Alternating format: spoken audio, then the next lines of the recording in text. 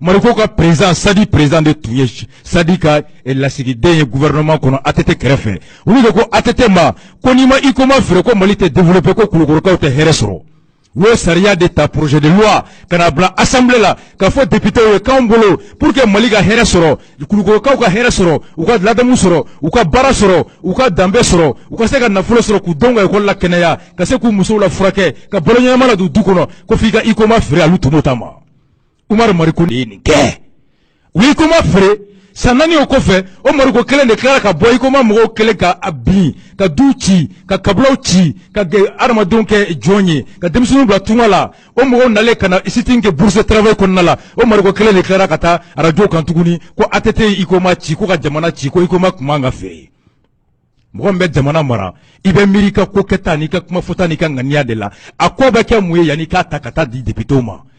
La gestion, c'est la prévision. Et la solidarité gouvernementale engagée le SADI. Nous, ma soama, ou ma démissionné ou torala, ka sanduru ke ka bonde sensimne, ka sanduru ke ka warimine, ka sanduru ke ka atete mbankororo, maintenant, tiene, ou be bois kana kwa atete duguchi.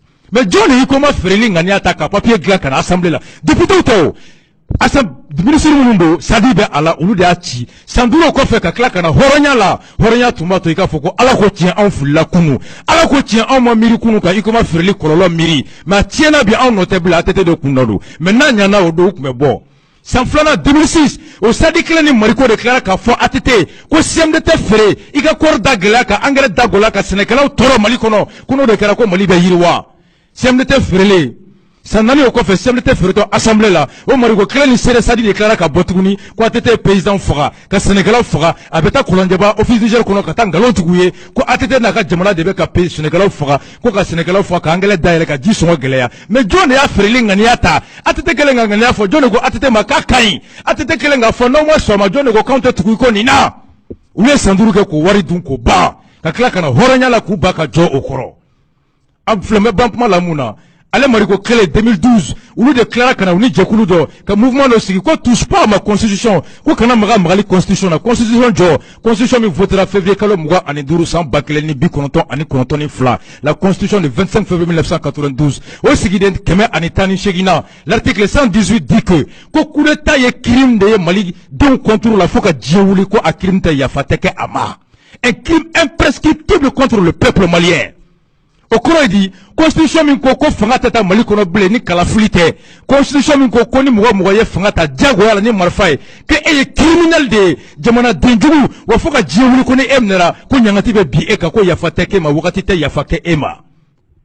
Kalo demando au kofe, aya uye fangata ni kuretaye, ka marfake ka fanga jago yata, aya ka tali la élection make ka aya ke président. Référendum make ka aya ke président. Aya kureta de ke, o Mariko Kele déclara kana a horonda, ko black a fort, quand be aya de ko mo mi fangata ni kureta quand bo soutenir. 6 mois avant mo malako kureta te fangata Mali kono, kalo woro ko fo de bora ko me aya ko. Makambe o lawa, horombe o député lawa, horombe o partisan o parti politique lawa. Donc, Aube Haketo Mbalama, le parti Sadi et Omar Mariko, ou bene boulot, rasbatu boulot, y comme ni démocratie qui era badi, Mariko ni Sadi et badi, bakere fladi.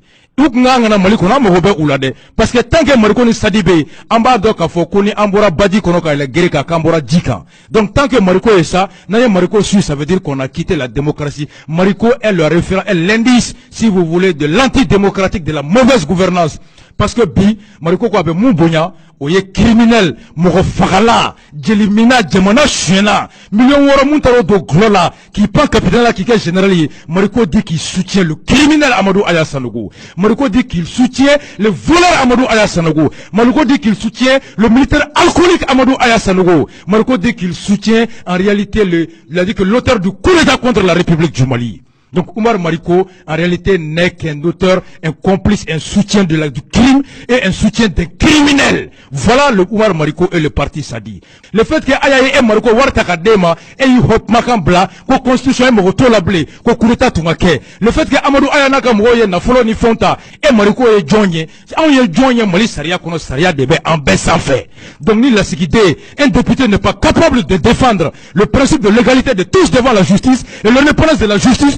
je suis désolé, il ne mérite pas d'être le député du peuple malien. Et donc le parti Sadi et Oumar Mariko, alors là, on vient de confirmer à suffisance qu'ils sont hors démocratique, antidémocratique, hors la loi, et ils ne méritent aucun respect du peuple malien. La question, elle est là. Malien Kele Djeli Nafaka Bonne ni Nafolo.